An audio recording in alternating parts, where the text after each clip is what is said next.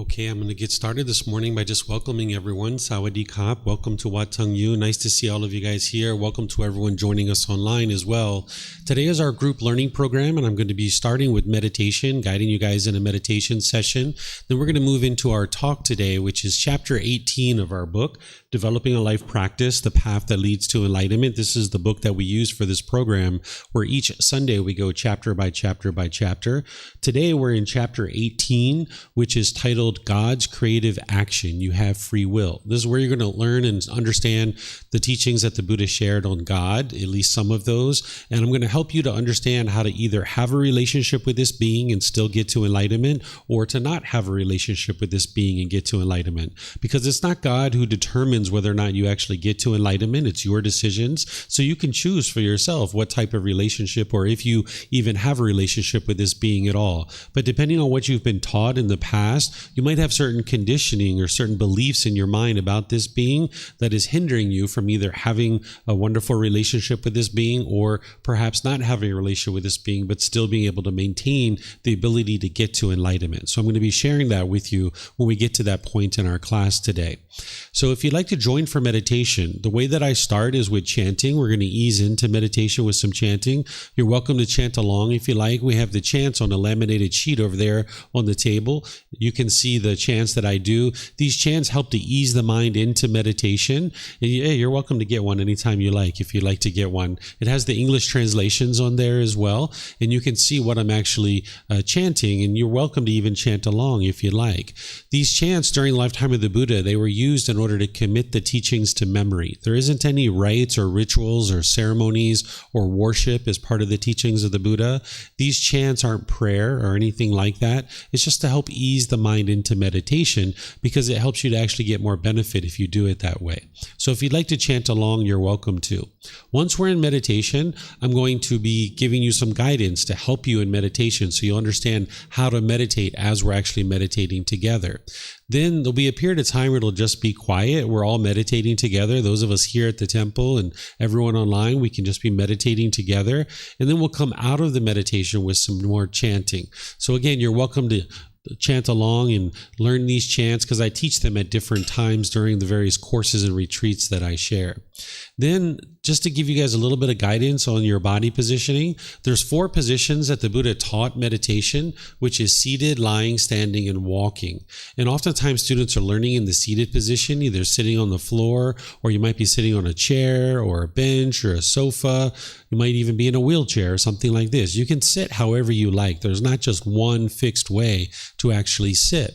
But in terms of giving you guys a little bit of guidance on body positioning, if you're sitting on the floor, you might just sit with your legs lightly crossed rather than having them real tight, because this can impede the circulation in the lower body, and then that's going to cause pain. And you're not interested in being in pain when you're meditating. So if at any time you notice pain, just adjust the body so that you can get more comfortable. And with your hands in the arms, the Buddha put his right hand over his left with his thumbs together, and he put this into his lap. If this is comfortable for you, you could use this. But again, it's not about everyone doing it exactly the same way. Some people might choose to put their palms on their thighs or their knees. Some people might put their palms up, or just rest their hands comfortably in their lap. So whatever you do with the body, it's up to you. As long as the body is relaxed and comfortable, that's what you'd like to see. The upper body should be erect. This keeps the mind attentive and alert during the meditation, whereas if you were slouched, the mind would have a tendency to be dull or lethargic. But if you're real rigid with the upper body, this could cause the mind to be overactive or uptight. So you would like the upper body to be erect with the sternum up and the shoulders back. This allows you not only to keep your mind attentive and alert, but you're able to easily breathe in through the nose and out through the nose. So again, I'm going to start with chanting, which you guys are welcome to join along in. And then I'm going to come back in with guidance to be able to help you during the meditation.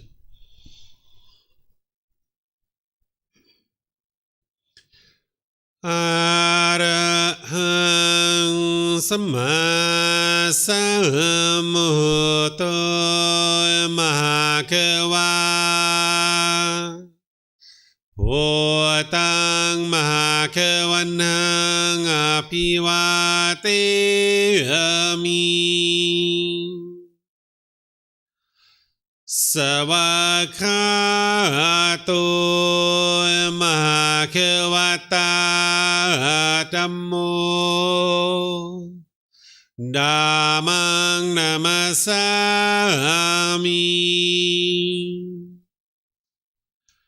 Supatipano Mahakavato Sāvaka Saṅkho Saṅghang Namami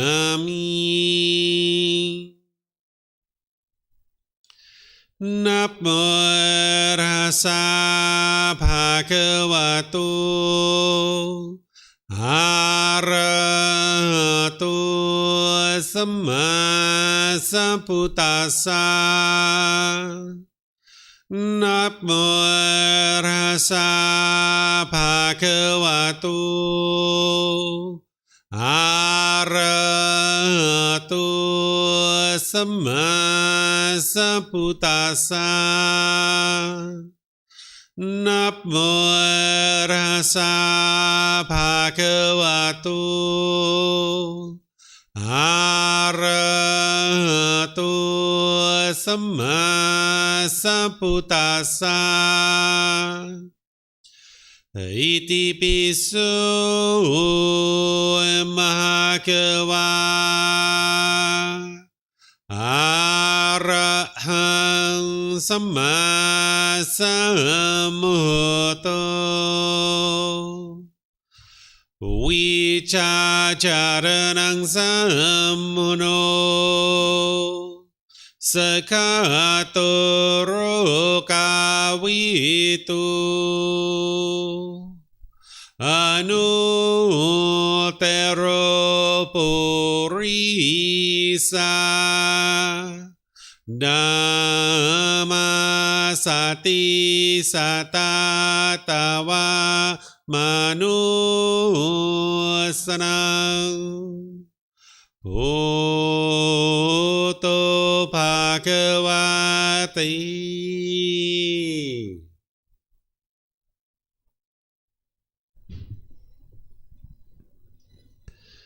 Okay, with the lower body and hands and arms comfortable, and the upper body erect, just close the eyes and start breathing in through the nose and out through the nose. Here you're just looking to establish the breath, a nice, natural, steady, consistent breath, not forced or controlled, just a gradual inhale through the nose, experiencing the full breath. And then whenever you're ready, exhale out through the nose. Breathing in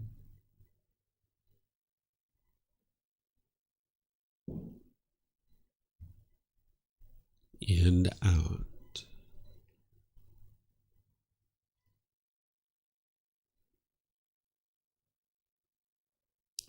Breathing in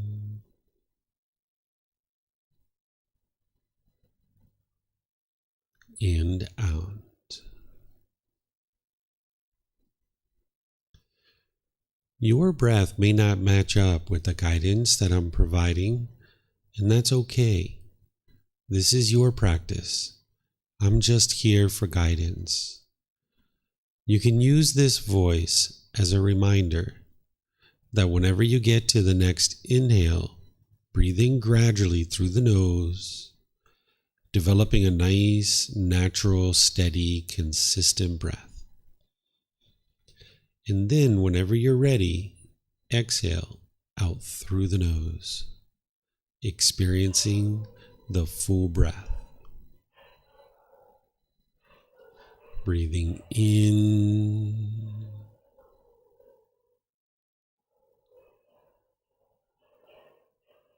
and out.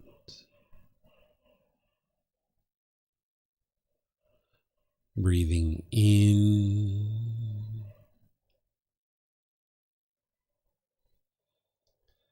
and out.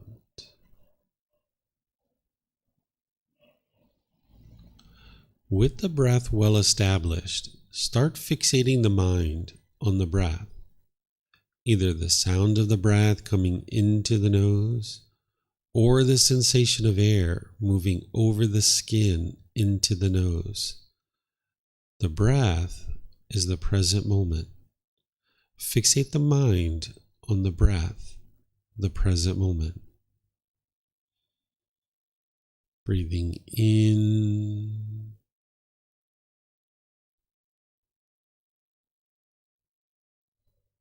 and out.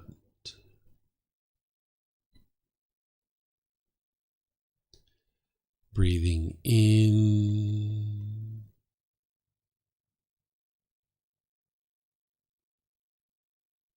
and out.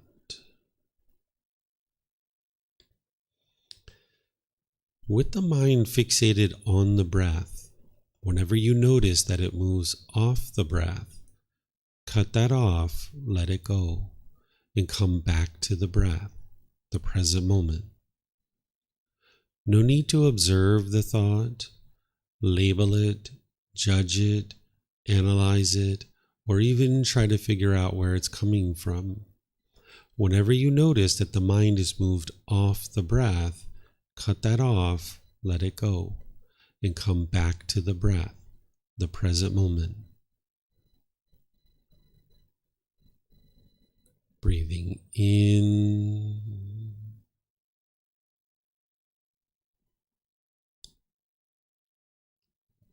and out.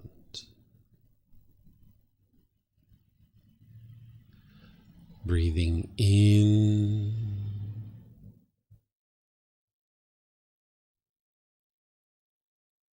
and out. I'm going to be quiet now and let you do this work of focusing on the breath, cutting off and letting go anytime the mind moves off the breath. You have nowhere to go. There's nothing to do. No one needs you right now. This is your time to focus on the breath. Breathing in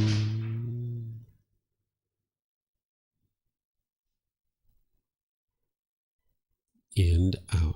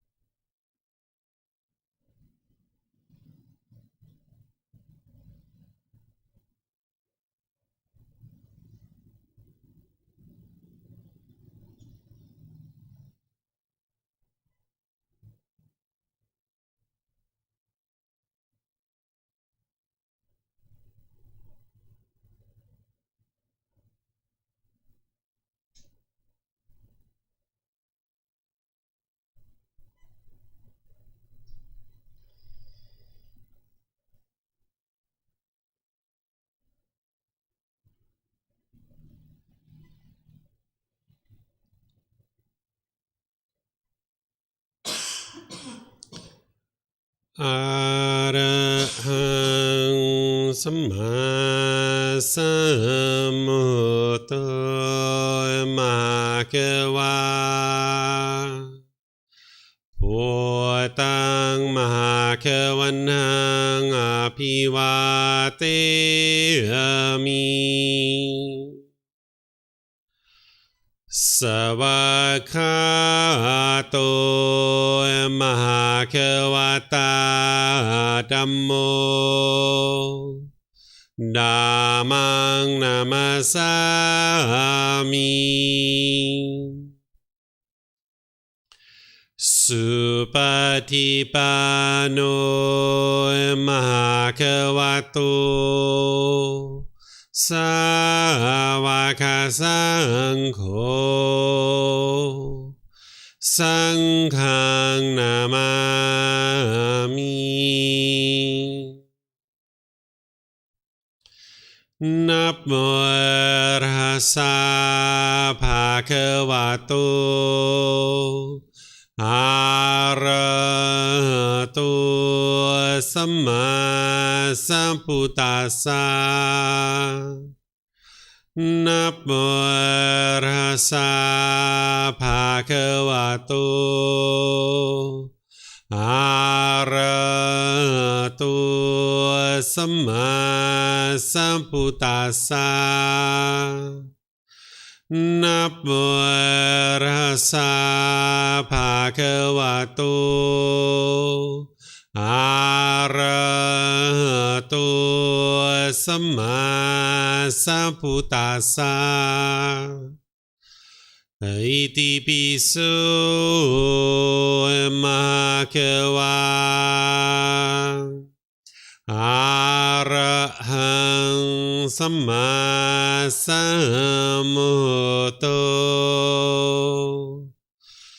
วิชาจารณังสัมมุโนสกขาโตโรกาวิตุอนุเตโรปุริสา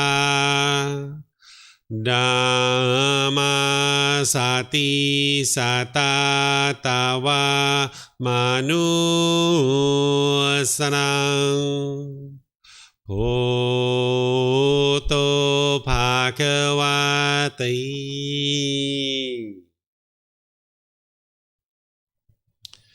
Okay, if you guys would like to slowly make your way out of meditation. Once again, welcome to everyone. Welcome to Wat Tung. Welcome to those of you guys online as well. As I mentioned, this is our group learning program where each Sunday I get together with students and I guide you in the journey to getting to enlightenment. What enlightenment is where your mind's peaceful, calm, serene, and content with joy. You no longer experience any discontent feelings when you get to enlightenment. You will have eliminated all your anger, sadness, frustration, irritation, annoyance, guilt, shame, fear, stress, anxiety, loneliness, boredom, shyness, resentment. All of these discontent feelings and others are completely eliminated from the mind. You don't even experience the slightest displeasure by the time you're experiencing enlightenment. That the mind will be focused and concentrated, have clarity of mind and deep memory. You'll notice that your personal and professional relationships are really blossoming. You won't have this bitterness and harshness and hostility in your relationships any longer. You won't even experience a bad mood by the time you get to enlightenment. And this is accomplished through training of the mind. What the Buddha did is he helped you understand the world around you, which I refer to as the natural laws of existence. In this topic today of chapter 18, where we're talking about God's creative action, you have free will, this is part of the Buddha explaining to you the way the world is. There are so many misunderstandings in the world about Gotama Buddha's teachings.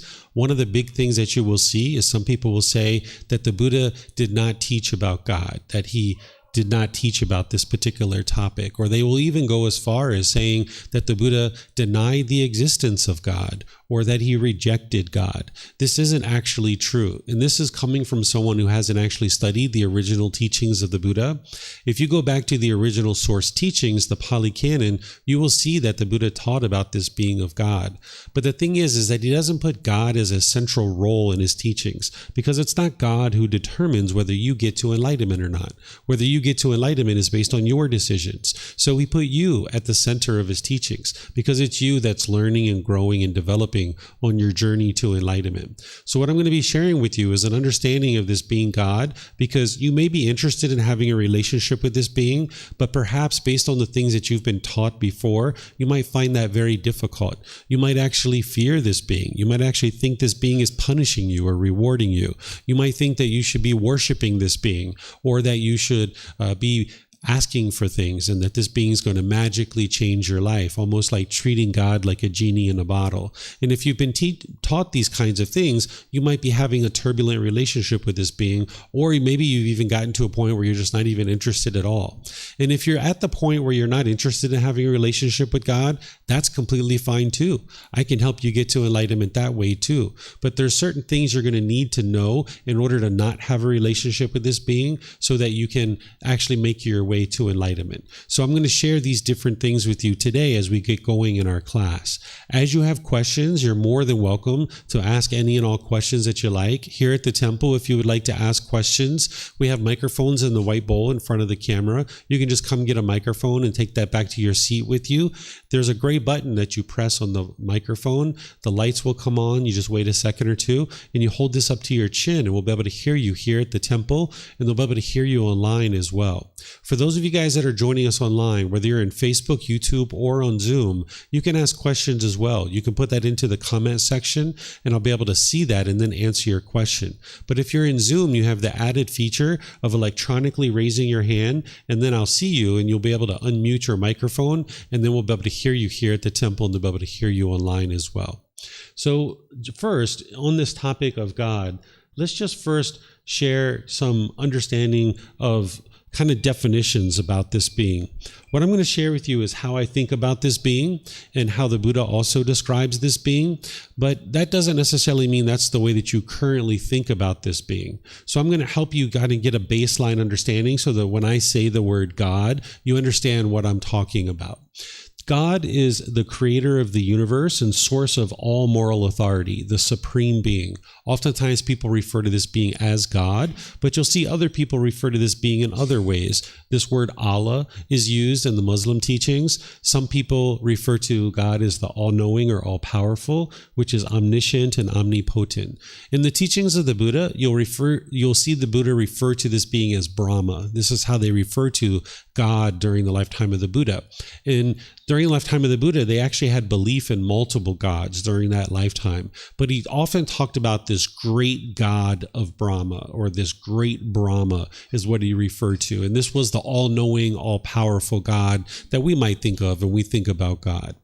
So when we think about God as being the source of all moral authority, the question might be, well, what is moral authority? Well, it's certain moral conduct or virtuous behavior, maintaining and acting upon high principles for proper conduct. This is essentially the natural laws. If you look at these natural laws of existence, and these natural laws didn't change from the lifetime of the Buddha, what he's helping you to be able to understand is how the world functions around you. That's what the Buddha is teaching you. And part of understanding how the world functions is understanding moral conduct and how to interact as a human being in the world. Because when you're making unwise decisions about your moral conduct, there's going to be unwholesome results that come back to you. But when you're making wise decisions about your moral conduct and the way that you're interacting with people, you're going to experience wholesome results. But with a lack of wisdom of the moral conduct, you wouldn't know how to make wise decisions and be able to then experience wholesome results in your relationships. So the Buddha is teaching you in his teachings this moral conduct as a way to help you awaken to this natural law. And God is the one who created these natural laws of existence. As he did create this universe, and the Buddha talks about this, about the Buddha explaining how God is the creator, it's important to understand that we all have free will. That sometimes people think that God has this perfect plan for us and that we need to fulfill this plan, and that God has a certain destiny or fate for each individual being and we need to fulfill that. And this isn't actually true. We all have free will. Everything that we experience is a result of our decisions. If we make decisions wisely or unwisely, we will experience either wholesome results or unwholesome results. This is often referred to as karma, or you might have heard the word karma. The word karma is from the Sanskrit language, which is a more popular way of referring to this natural law. But the original teachings of the Buddha are in the Pali language. So we use the word gamma when we're talking about the teachings of the Buddha, because people who study the original teachings might know a little bit of the Pali. If this word translated to just one English word, I would just use that word because it'd be much easier for everyone to understand. But since it doesn't just translate to one English word, I need to still use the word gamma. What this means is cause and effect, or action and result. It's the results of your decisions. It's your life, it's your decisions, and it's your results. Whatever you experience in life, either wholesome or unwholesome, it's coming from decisions that you're making, either wisely or unwisely. With the lack of wisdom, the mind will think that what you're experiencing is a result of what other people are doing. Oftentimes, when you experience unwholesome results, an individual with a lack of wisdom will blame other people for what it is that you're experiencing. But when you experience wholesome results, that's all because of you, right? That's the way oftentimes the unenlightened mind thinks, is that everything unwholesome you experience is because of everyone else, but everything wholesome is because of the decisions that you're making. But this isn't actually true. The reason why you're experiencing what you're experiencing in life is based on your decisions, because you have free will. This being God doesn't control you and force you to do any particular thing. And as some of you might have learned with me, I share with you, don't believe any of the teachings of the Buddha. The teachings of the Buddha aren't about believe, and hope something good happens when you die. You're learning his teachings, you're examining them, you're investigating them, you're reflecting on them to independently verify whether they're true or false, and then you're practicing them, integrating them into your life so that you can see the truth and awaken to this wisdom. So what I just shared with you is that God doesn't control you. I shared with you that you have free will. So you should look around the world and see if you can see any evidence that you have free will. Ask yourself, who told you and who forced you to come here to this class today? Who is it that made the decisions that you chose to come to this class, right? Who chose your hairstyle that you're wearing right now? Who chose the clothes that you're wearing? Who chose where you actually live in the world? Who chose what job that you have? Who chose what bank account and what company you have for your bank account? Who chose the type of shoes that you're wearing, right? We could go on and on and on and on and on. Everything that you're experiencing is a result of your decisions because you have free will. What friends you have, what life partner you have, whether you choose to have a life partner or not, whether you choose to have children or not, where you live, every single decision is from you. It's not from God. God's not forcing you to do anything. And this is how you can see that you have free will. So you don't ever believe anything that a teacher is sharing about the teachings of the Buddha, because with belief, you don't know what's true or false. What you're looking to do is get to wisdom. And the way you get to wisdom is that you learn something, you reflect on it to independently verify it, and then you practice it. So I shared with you that you have free will, that you can make all your own choices, and whatever you experience is a result of your decisions. Okay, well, we just reflected on that. We just looked at it, and you can look around the world and you can see all the decisions that you're experiencing have been made by you. And now you start practicing, understanding more and more that what you're experiencing in life is a result of your decisions. So God doesn't grant enlightenment. A practitioner attains enlightenment through their own wholesome choices by learning and practicing the teachings of the Buddha. This is how you awaken to enlightenment. When we talk about awakening, you're awakening to wisdom through learning, reflecting, and practicing. You're not believing his teachings to get to enlightenment. And it's not instantaneous. You're not instantaneously getting to enlightenment. Instead, you're gradually training the mind to eliminate certain pollutions that the Buddha discovered in the mind. And when you're eliminating those pollutions, now the mind can function optimally. And starting today at 3 p.m., I'm going to be starting a retreat that's called Purification of the Mind to Attain Enlightenment. And starting today at 3 p.m. to 5, and then the rest of the week starting at 9 a.m. each day. And then we go up until 8:30 in the evening, taking a break in the middle of the day. I'm going to be explaining to you in detail what all these pollutions are. I'm going to explain to you what the pollution is. I'm going to explain to you the symptoms that you see because of it. I'm going to explain to you how to eliminate it, and then how to know that you've actually eliminated it. And this is a retreat that you can attend here at the temple at no cost, or you can attend online as well. So it's not God that grants enlightenment. It's your decisions. Because you have free will, you can gradually train your mind towards the elimination of these pollutions of your mind. And now you can experience the peace and joy of the enlightened mind. So this is just a little bit about a background on what it is that I'm going to be talking about so that you can understand this being just a little bit more. Now I'm going to move into talking a little bit about the Buddha's teachings on the topic of God. Gotama Buddha never denied the existence of God, but instead he taught people how to attain enlightenment with an understanding of this being of God. Oftentimes you'll see people that say the Buddha denied the existence of God. He didn't teach worship of God because that's not what leads to your enlightenment. It's cultivation of wisdom that leads to your enlightenment. So he taught people how to understand this being. He discusses various gods that people believed in during the lifetime of the Buddha because people believed in multiple different gods during his lifetime. So he taught about these different gods. The Buddha's objective wasn't to prove or disprove God's existence because he didn't have independently verifiable evidence that could either prove or disprove God's existence. So instead, he's just explaining to people what God is and what this being does and things like this.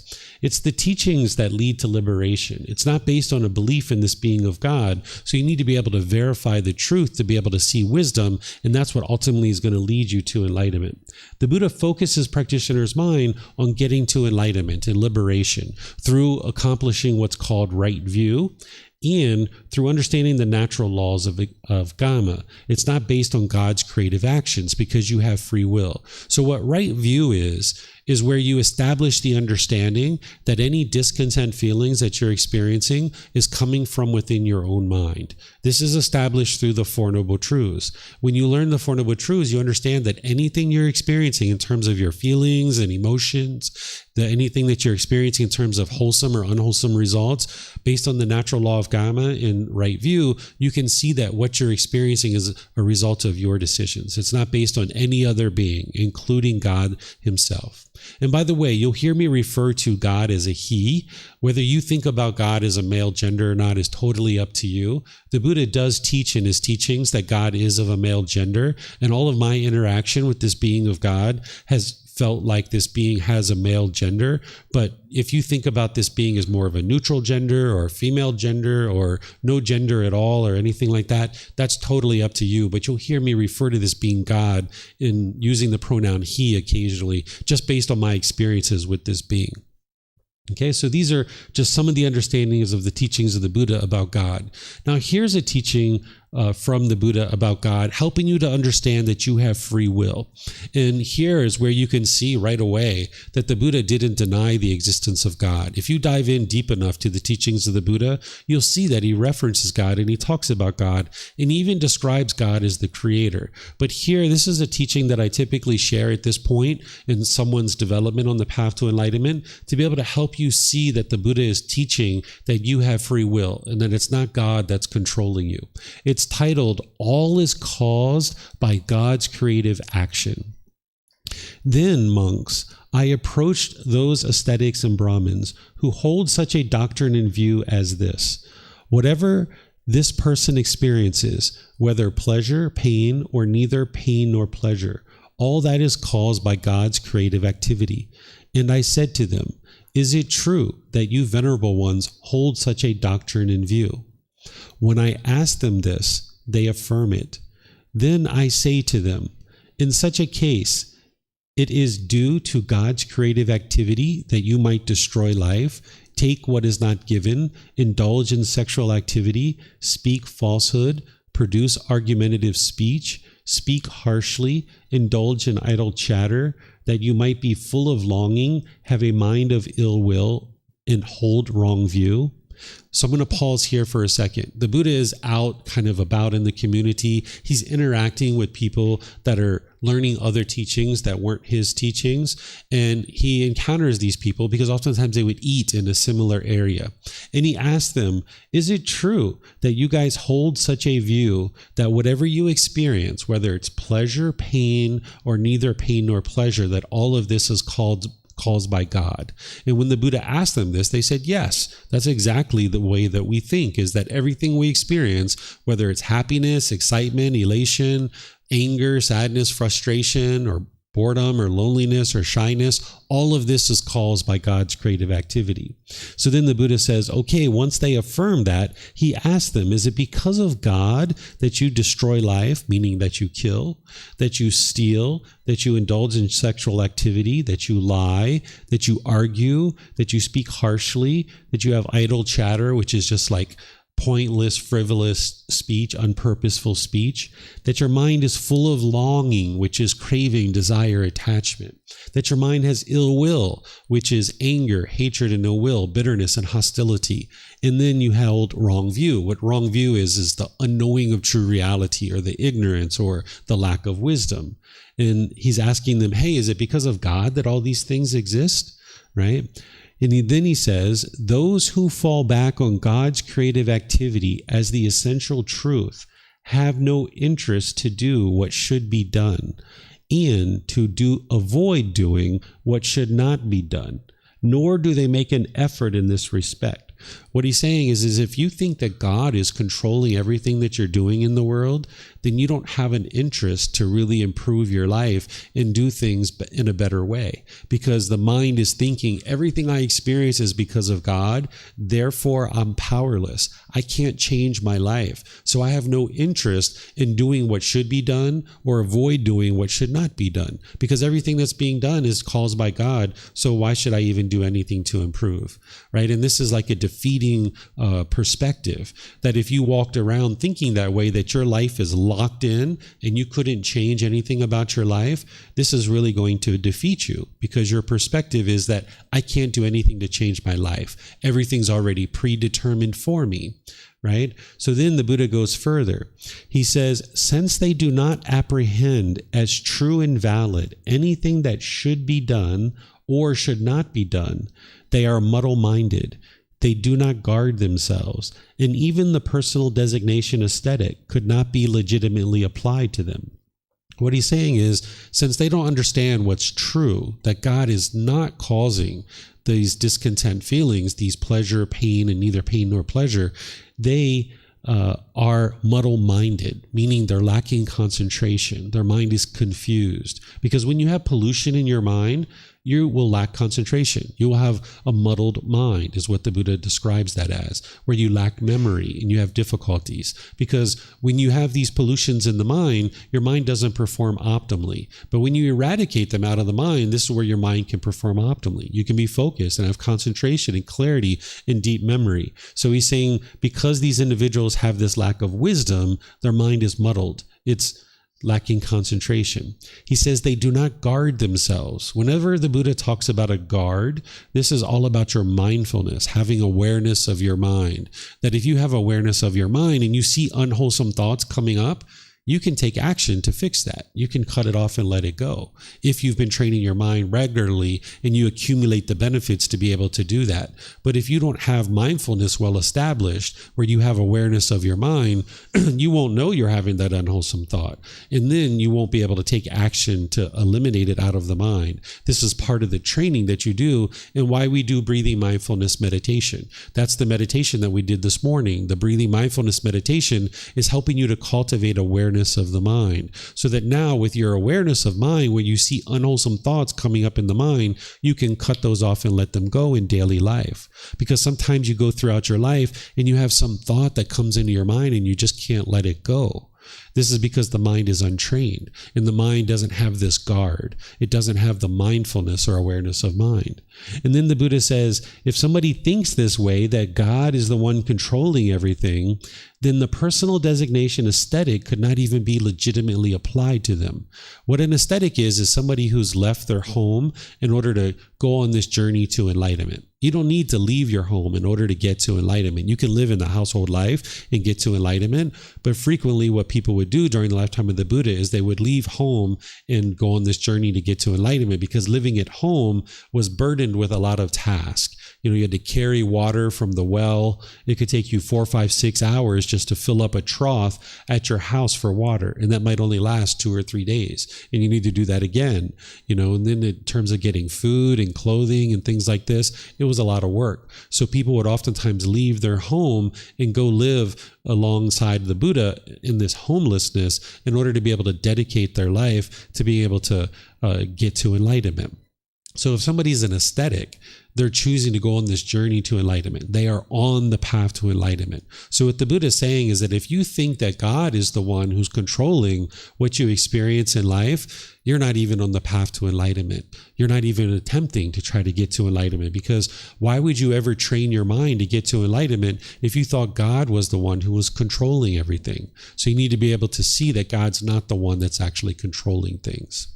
So what I'm going to do is I'm going to pause right here before I go on further. Actually, no, I have this one more thing about the teachings of the Buddha. Let me teach you this, and then we'll pause for questions. This is what's called the Buddha's undeclared teachings. And this factors in some things that people are oftentimes taught in a context related to God. Of course, the Buddha's teachings are very comprehensive. They're very thorough, very detailed, very clear, and very concise. They're in 45 volumes of books that are about this thick. We refer to this as the Pali Canon. And when he's teaching his teachings, he's very clear, he's very direct, he's very concise and very precise in his teachings. And he explains what it takes to be able to get to enlightenment, where you purify your mind and you can experience this improved quality of mind. But there's a few points in his teachings where he says, remember, students, or remember, monks, what I taught. I taught this. And he explains the Four Noble Truths, the discontentedness, the cause, the elimination, and the path forward. And he says, remember what I did not teach. I did not teach this. And he leaves this as an undeclared teaching. And he has these 10 things that he says that he did not teach. He did not teach whether the world is eternal or the world is not eternal, meaning the universe, whether it's going to last forever or whether it's going to end. He didn't teach whether the world is going to last forever or whether it's going to end. He didn't teach that. He didn't teach whether the world is finite or infinite in terms of the distance and the space of the world. He didn't teach that. He didn't teach whether the soul is the same as the body or the soul is one thing and the body is another. In fact, he didn't even teach about a soul. Oftentimes people are taught in various traditions, including Buddhist teachings, people are taught about a soul. Well, if you're learning about a soul, the Buddha never taught this. So if there's anybody, even an ordained practitioner or anybody else, that's referring to a soul as part of the teachings of the Buddha, he never taught that there is a soul or there isn't a soul. He left it as an undeclared teaching. And then after death, the Tathagata exists. What a Tathagata is a Buddha. A Buddha is a one who's gotten to enlightenment by themselves without the help of any teachers or any guides. They then dedicate the rest of their life to sharing their independently discovered teachings with countless people, helping countless people get to enlightenment during their lifetime. And then they preserve their teachings in such a way that countless more people get to enlightenment after their death. These are the three main criteria of what make a Buddha, is they get to enlightenment by themselves, they dedicate the rest of their life helping countless people get to enlightenment, and they preserve their teachings so that countless more people can get to enlightenment. And the Buddha would refer to himself as the Tathagata. What this word means is the one who's discovered the truth, or the one who shares the truth, or the one who declares the truth. This is a way to refer to himself in the third person. So for any of you guys that understand personal existence view or the universal truth of non-self, I've taught that at different times. This is the way the Buddha disassociated with referring to himself in a particular way, that he just referred to himself as the Tathagata. It's a way of referring to himself in the third person and disassociating with this body as being who you are as a person. So after death, he didn't teach whether he exists. Sometimes people teach that once you die as an enlightened being, that you're going to go exist in some glorious land. The Buddha never taught that, but you will hear this from different people. After death, the Tathagata does not exist. This is also something that you'll hear from people. They will say, once you get to enlightenment, you don't exist anymore. This isn't actually true. The Buddha never taught it. It's one of his undeclared teachings. After death, the Tathagata both exists and does not exist. After death, the Tathagata neither exists nor does not exist. So while he's talking about himself, he was an enlightened being, he's saying, I'm not going to declare what happens next. Once you get to enlightenment and die, I'm not declaring that. I'm not sharing what happens next. And I have various thoughts of the reason why he taught this way, but nonetheless, he didn't describe what comes next for an enlightened being. If you don't get to enlightenment, we know that there's rebirth. And this is something that can be independently verified, that you're continually experiencing rebirth over and over and over again. But if you get to enlightenment and then die, the Buddha doesn't teach what comes next. But by the time you get to enlightenment, your mind is so peaceful and so joyful, you're not going to care what's next. The goal of this path to enlightenment isn't to do a bunch of good things during this life, and then when you die, something wonderful happens, that there's some afterlife that you're working towards. That's not what the goal of the Buddha's teachings are. The goal of the teachings of the Buddha is right now, get to peacefulness. Right now in this life, get to your peace and get to joy, so you can be content in the present moment. So if there is something next, the Buddha didn't describe what that is. And let's just say if there is something next, he wisely didn't describe what that potentially is. Because if he described what that is, that's just one more craving that you're going to have to let go of before you can get to enlightenment. So he wisely left this as an undeclared teaching. And he may have left it as an undeclared teaching because he didn't know what was next. Because a Buddha teaches whatever they've experienced themselves. They know that that's the truth, and then they will actually teach that because they know it's the truth. And the Buddha had never gotten to enlightenment and died before. Nobody has ever come back that has gotten enlightened and died and come back, because once you get to enlightenment, you're not going to come back into the cycle of rebirth. So he may not have known what was next, but a Buddha does have the ability to know things without having experienced them.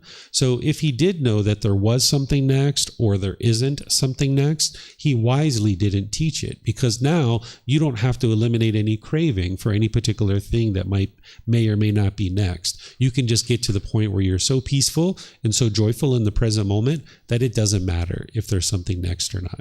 Okay, so this is the undeclared teachings of the Buddha. And what I'm going to do here is just kind of pause and see if you guys have any questions on anything I've taught so far.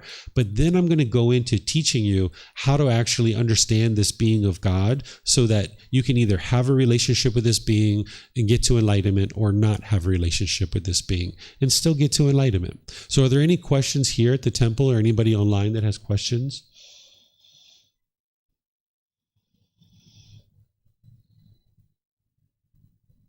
No questions here? Okay, let me just check online, see. Oh, it looks like Helena has a question. Go ahead, ma'am. Thank you. Good morning. So this may be silly, but if God has a gender, does God have kids? The way that I consider God is I consider all of us God's child. And this is not something that you hear the Buddha teach, but that's the way that I think about it. Of course, we didn't come into this world through the means of, God literally conceiving us in terms of like a male and a female being as a human being conceiving us. But the way that I think about it is I think about all of us are children of God, but that's not something that you'll hear from the Buddha. Thank you. And I think that you mentioned once, David, that God is a finite being. Am I right? Is a what being? Finite. Finite. Not eternal. God is not permanent. That's correct. There's some traditions that you will hear them talk about God as being permanent, but you can see the natural laws of existence that God is not permanent. God has a very long lifespan comparative to any other being in the world, but God is not permanent. Okay, so if God is not permanent, then the universe as his creation cannot be permanent either. It's an undeclared teaching of whether the world is finite or infinite or eternal or not eternal. So this is an undeclared teaching of the Buddha. Okay, thank you. You're welcome. Okay, so I don't see any questions anywhere else. Now I'm going to go in and explaining to you about this being of God. As I mentioned, a relationship with God isn't required in order to get to enlightenment. It won't hinder you by having a relationship with God if you're learning and practicing in the way that I'm going to share with you here. So just like you can choose to have a relationship with your neighbor and you could potentially choose not to have a relationship with your neighbor. If you have a relationship with your neighbor, this can be really helpful, right? Because when you need to borrow something or you need somebody to look over your house, you can go to your neighbor and say, hey neighbor, how's it going? Would you mind looking over my house for a little bit? I'm going to be away, right? So it certainly helps to have healthy relationships with your neighbor in your community. But you could also choose to not have a relationship with your neighbor, and you can live life just fine. And this is the way to think about God, that you can choose to have a relationship with this being and it will benefit you, but you don't have to have a relationship with this being and you can actually still get to enlightenment. But if you're going to choose to have a relationship with this being, I'm going to share these things with you to be able to help you understand this, because as I mentioned, depending on what you've been taught in the past, your mind might be hindered from having a healthy relationship with this being. It's important to establish right view as it relates to God. And for those of you guys that have studied this with me, you understand that what right view is understanding the Four Noble Truths, that your mind experiences discontentedness, the pleasant feelings, painful feelings, neither painful nor pleasant. And this is being caused from within your own mind, the cravings, desires, attachments. It's nothing external that's causing your anger and your sadness and your frustration and all these other discontent feelings. It's being caused from within your own mind. And it's very important to understand that it's not God that's causing these particular things. You're going to need to eliminate any craving, desire, attachment towards God. Oftentimes we're taught to almost treat God like a genie in a bottle, and that we should sit down and we should pray, almost begging God for certain things, right? Just asking God, please, God, save my mom. She's in the emergency room. She needs help. Please save her life, right? And if you've been doing this, whether it's about money or wealth or a new house or a new job or new friends, and you don't get what you want, you might reject God because you might have these cravings in your mind to get certain things. And then when you see God doesn't give it to you because that's not what he does, you're not getting your craving fulfilled. So now your anger arises, and you might falsely attribute that anger to God, that God's the one who's causing your anger, when in reality it's being caused by your own mind. So if you were sitting down praying and praying and praying and asking God to save your mom's life, and she ends up dying in the hospital, you might be very angry at God, right? But God doesn't do that. God doesn't come in and interject on other people's behalf and perform these miracles for you.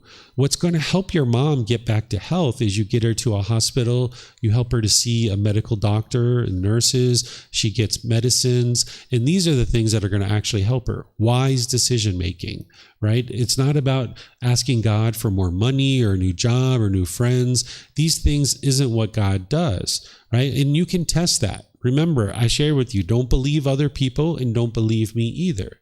Right now, we can put our hands together and we could pray and we could ask God, please give us $5 million so that we can help the Thai people and help them have some food and shelter and things like this. And we promise we'll give it away to everybody. And you can see, did this money magically appear? Right? You could pray, please, my boyfriend, girlfriend, please come back to me. I want my boyfriend or girlfriend to come back to me. You can see that they're not coming back, right? The thing that's going to help you have healthy relationships is your decisions. It's not this being that's controlling things. So if you sit down in prayer and you're constantly praying for things and wanting things to be a certain way and asking God to intervene on your behalf, you're not understanding how these natural laws work, that everything that you experience is a result of your decisions. And if you're treating God like a genie in a bottle and you have all these cravings, this is just your mind longing, yearning, and craving for things to be a certain way. So if you decide that you would like to pray and have a relationship with God, what I suggest you do is you let God know that you believe in him or that you know of his existence. Some people have independent verification that God exists, and you might know that this being actually exists. Let this being know that you're open to their guidance and give them thanks for being in your life. That's really all you need to do in your prayer. You can have any kind of conversation you like, but as soon as you do the longing, yearning, and the wanting of things, this is the craving, desire, attachment. And if you get what you want, you'll be happy. And if you don't get what you want, you'll be sad or frustrated, right? And God's not the one who's producing things in your life for you. It's your decisions that lead to any particular result. So you're going to need to eliminate any craving, desire, attachment for obtaining things from God.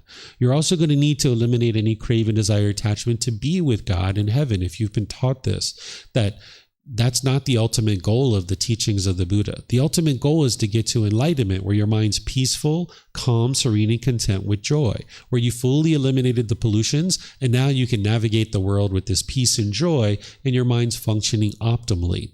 So if you have this craving and this longing, yearning for this permanent life after this, like an afterlife where you would like to be with God in heaven, this is just a craving, desire, attachment. And you're not going to be able to experience enlightenment if you have that craving, desire, attachment, that longing, yearning, wanting things to be a certain way. Because you can only be happy when you get what you want. And when you don't get what you want, you feel sad or angry or frustrated. So you can take a look at your life and you can see whenever you've been angry or frustrated or sad or any other discontent feeling, there was something your mind wanted. You were longing, yearning for that thing. And if you got what you wanted, you got happy. But when you didn't get what you wanted, you got sad or angry or frustrated. So if you have this craving, desire, attachment to be with God in heaven permanently, once again, this is not understanding how the mind functions and how you can move the mind to the enlightened mental state. And this will hinder you from being able to actually experience enlightenment. So you're going to need to eliminate any craving, desire, attachment to God, to this being himself, and understanding that there is this being God. They will provide you guidance if you're open to that guidance, but it's not going to come when you want and how you want. You need to just get to the point where you don't have an attachment to this being. And if this being shows up in your life and is interested in giving you guidance, wonderful. And if they don't, then that's fine too. So understanding that everything you experience is a result of the decisions that you're making, and don't be attached to this being for any particular thing or another. Okay, so these is a start of helping you to understand this being of God. Understand God in the natural law of karma, understanding this cause and effect, or this action and result, that everything you experience is a result of your decisions, not from this being of God, right? So the Buddha teaches the natural law of karma as a core central focus of his teachings, that you need to be able to see whatever you experience as a result of your decisions. And this is a key fundamental aspect of the teachings of the Buddha. And if you've been exposed to other teachings, perhaps from Jesus Christ or Christian teachings, Jesus Christ actually taught the exact same thing. He didn't teach it as the natural law of karma. That's not what he called it.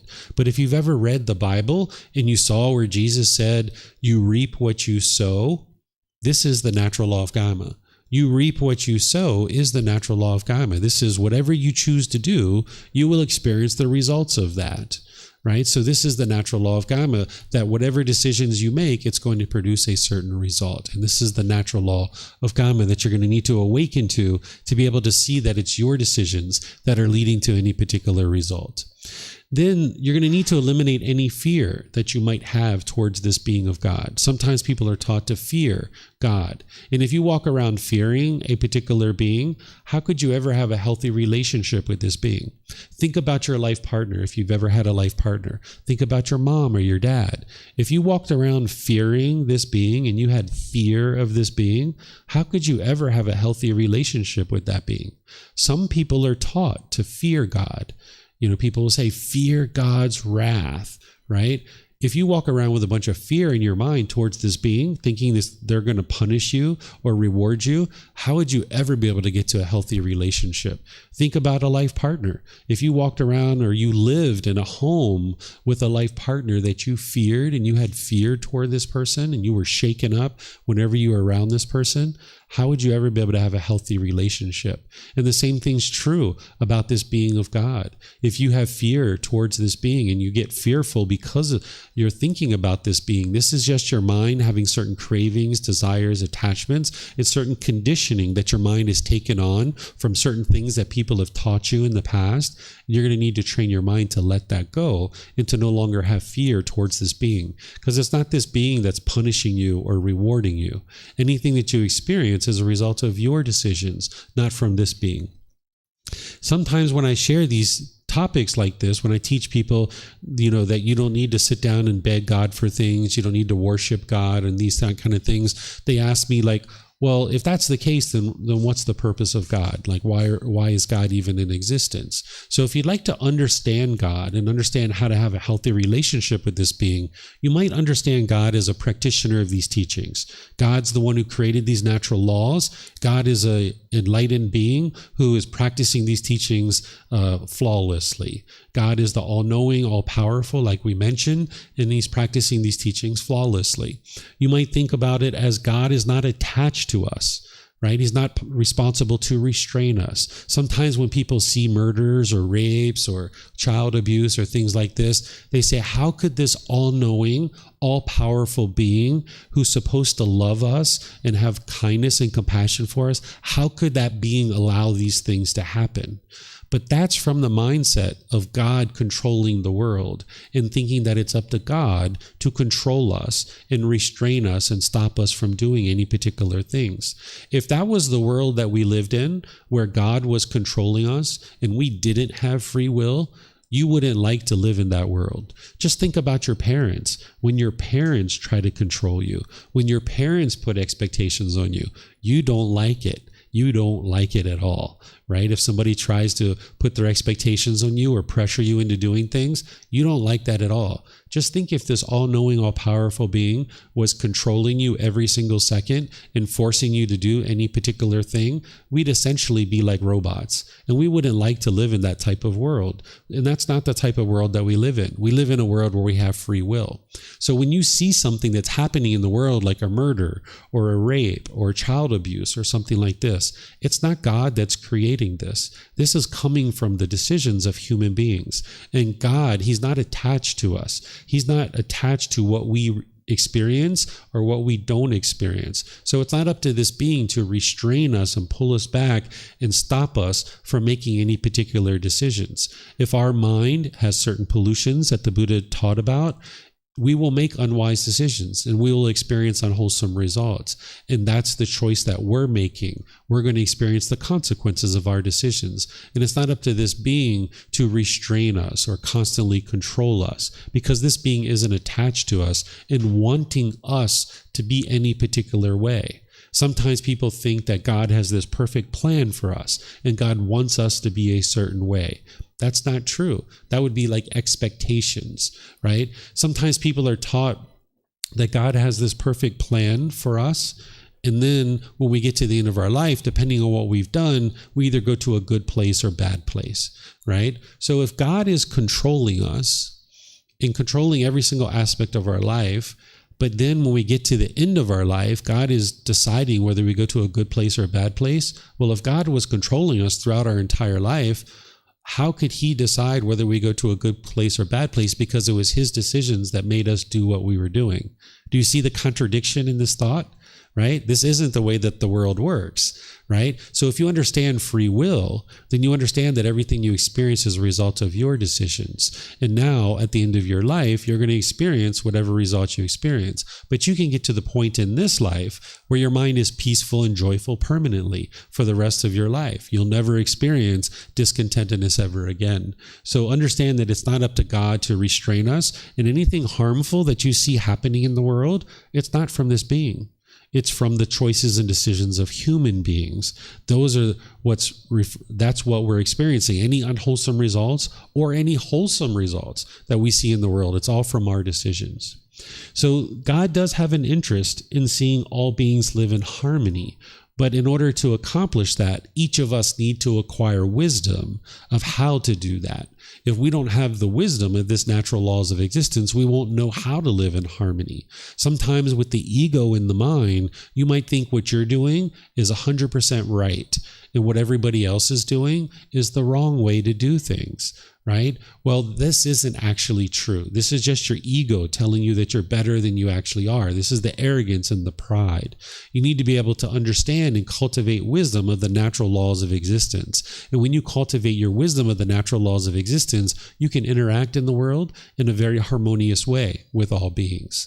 Right? Other people might get angry and frustrated, but your mind is going to be peaceful and joyful when you awaken to the wisdom of the natural laws of existence. And then now that I've shared all of that, I'm going to share this last part because I mentioned to you that I can teach you how to get to enlightenment with a relationship with God or without a relationship with God. And everything I've shared with you up to this point is, if you're interested in a relationship with God, here's how to do it. But now let me share with you how to get to enlightenment without a relationship with God. Because remember, it's not God who determines whether you get to enlightenment or not.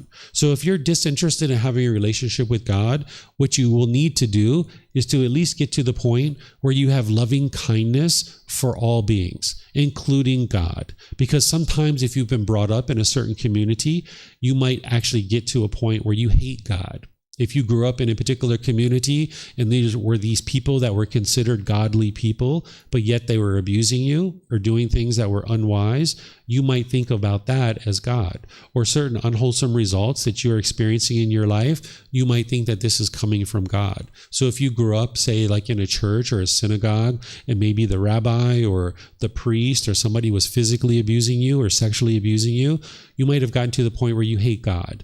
Well, it's not God that did those things. Those are human beings with a lack of wisdom. They have craving, anger, and ignorance in their mind, and they're the ones who chose to abuse you in those situations. Or if you were sitting down and you were praying and asking God to save your mom's life, and she actually died, you might attribute that to God because you got angry perhaps that your mom died. Well, it's not God that's creating all these things in the world, as we were talking about. But if you've gotten to the point where you have anger and bitterness and resentment towards this being, you're going to need to eliminate this in order to get to enlightenment. And not just towards God, but any being. If you have resentment towards your boss or your ex-boyfriend or your ex-girlfriend, or if you have a resentment towards your mom or your dad or somebody like this, you're going to at least need to get to the point where you have loving kindness for them.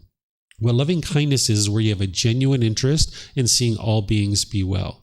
It doesn't mean you need to have a relationship with any of these beings, but you need to at least release the hostility, the bitterness, the animosity that's in your mind. Because if you have that bitterness and hostility in your mind towards any being whatsoever, including God, the mind is not yet fully purified. So you're going to need to cultivate this through the techniques that I teach, which is loving kindness meditation and practicing loving kindness through your intentions, your speech, and your actions. So whether you have a relationship with this being of God or not, that's a decision for you to make. Everything in your life, it's a decision for you to make. It's not up to me to decide that. But if you would like to have a relationship with God, I've shared with you how to do that, and we can explore that in more detail with any questions that you guys have. And if you're not interested in having a relationship with God, we can explore that further too.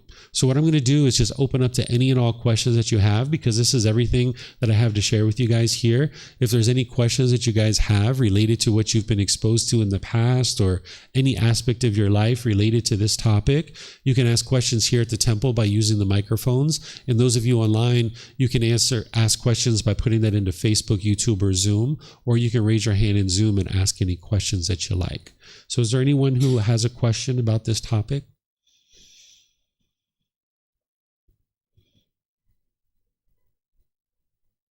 Okay. Yes. See a couple hands. Yeah. If you guys could get microphones right here. Steve, and I'm not sure. I don't know your name. Do you have a microphone back there? No. If you could get a microphone here, this way we'll be able to hear you at the temple and they'll be able to hear you online as well.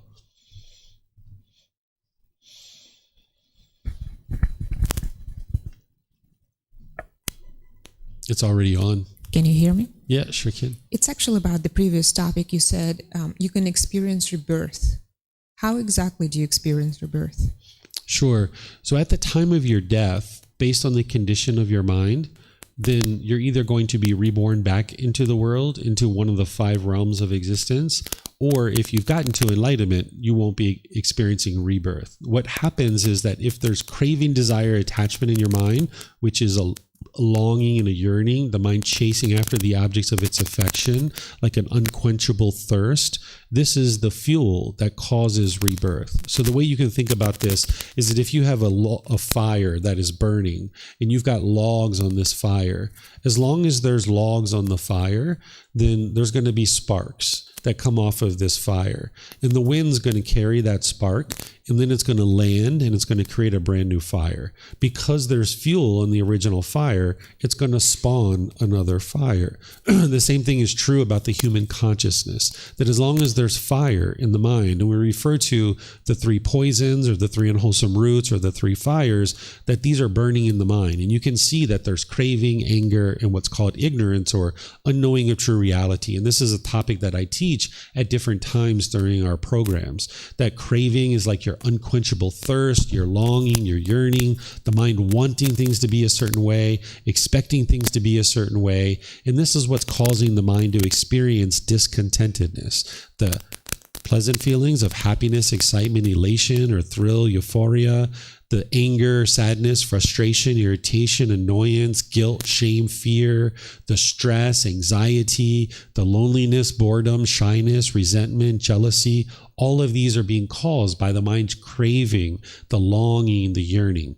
And what you're doing on the path to enlightenment is you're extinguishing these cravings so that you can get to the peace and the joy where the mind can just always be peaceful and always joyful. And having gotten to enlightenment and fully extinguished all your cravings, you won't get any more discontentedness, and you won't experience rebirth in the cycle of rebirth. But if you still have craving at the time of death, that means the mind's still longing. It's still yearning. It's still holding on. It still wants certain things. And because of this, that's what's going to spark the next consciousness. And now this consciousness in the first being, now that's going to be eliminated because it's impermanent, but it's going to produce a spark that creates a new consciousness. And this is all happening through the natural laws of existence.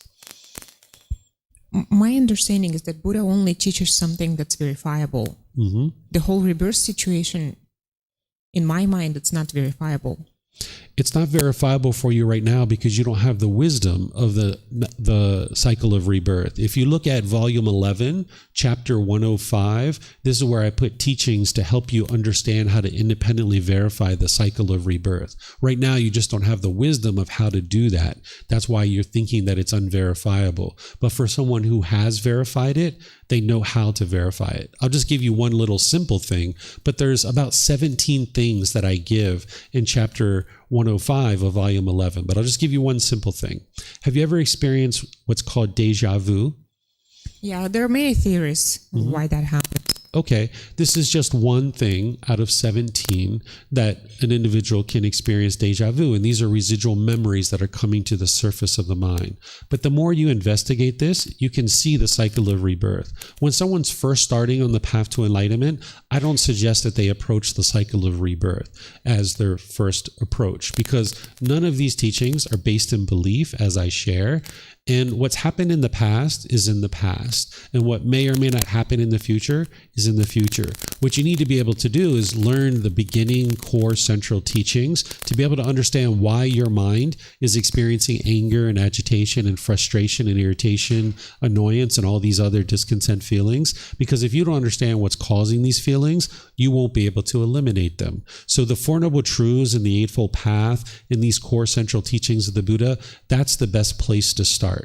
The reason why it's in volume 11, chapter 105, is because that's about a year and a half, 2 years into somebody's time of learning these teachings. It's in volume 11 for a reason. So you need to be able to make your way through the book series and be able to learn in the various courses and retreats so that you can get to the point where you can independently verify the cycle of rebirth. But it's not something that you need to do at the very beginning of your journey to enlightenment.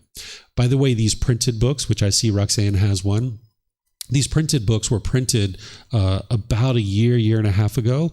It has chapter 105 in there, but the added content to be able to independently verify the cycle of rebirth, it's only in the online version now because I haven't printed any of these. So if you're looking for the content that I'm talking about, you're going to need to download it from our website.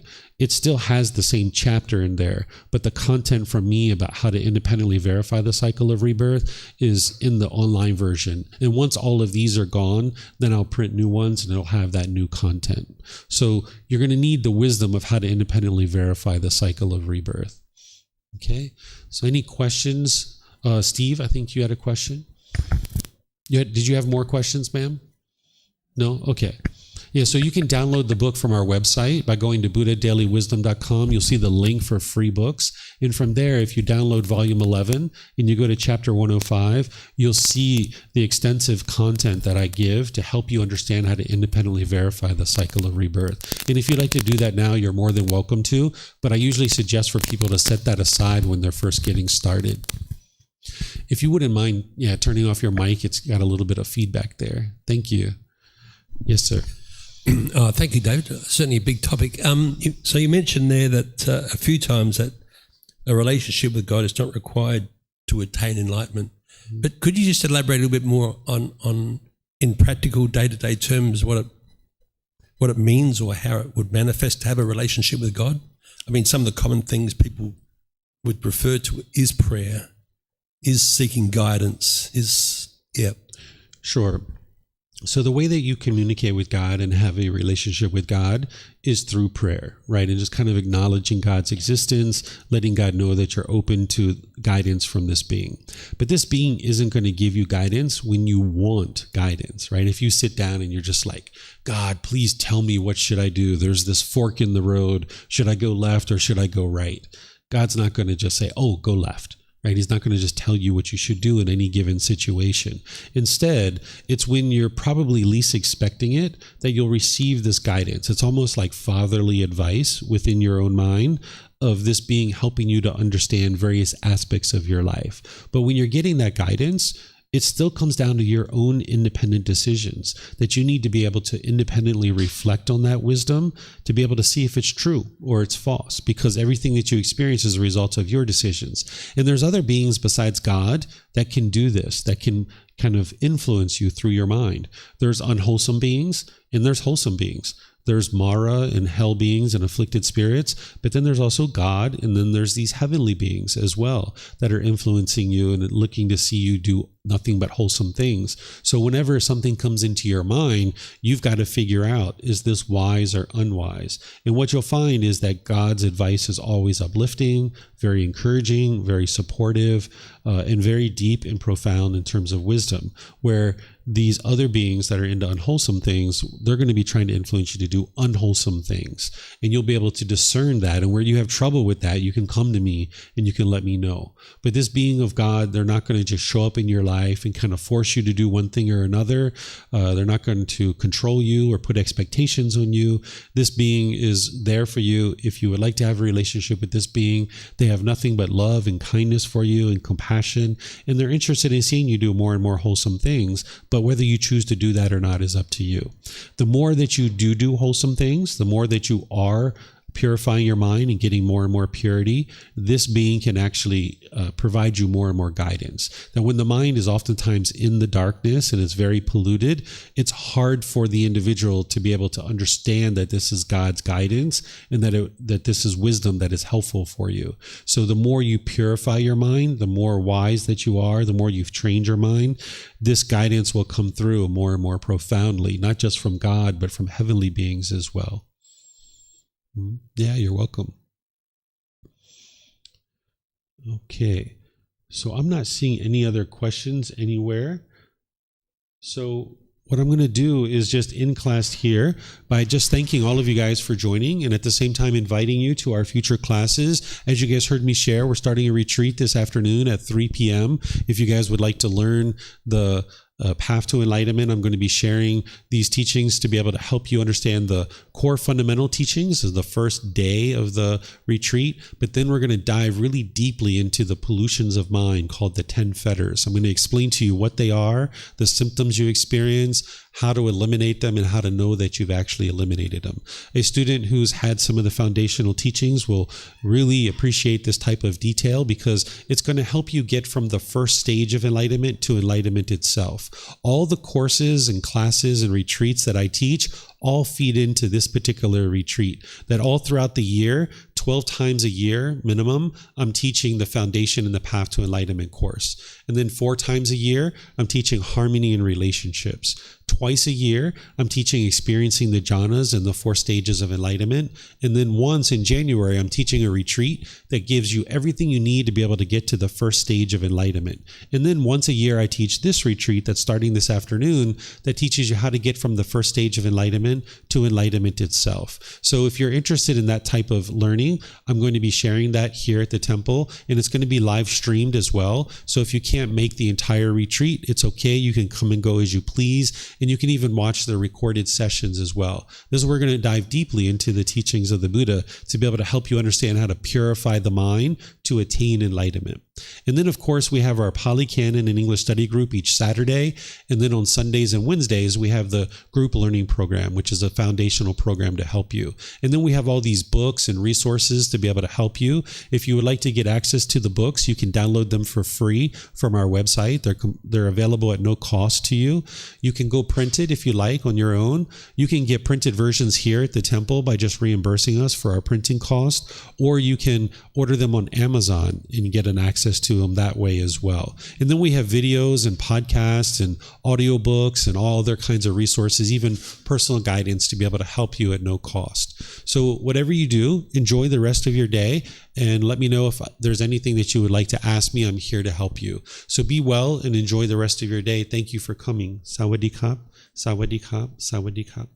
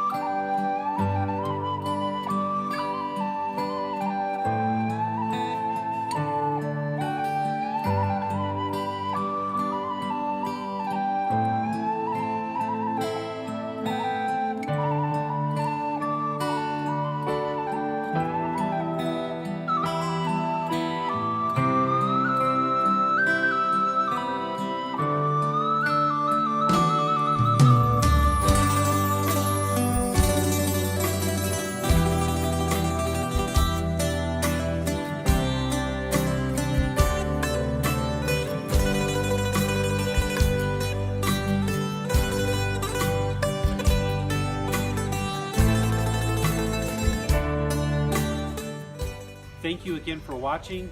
Enjoy your meditation. Look forward to seeing you online and answering any questions that you might have. Thank you so much.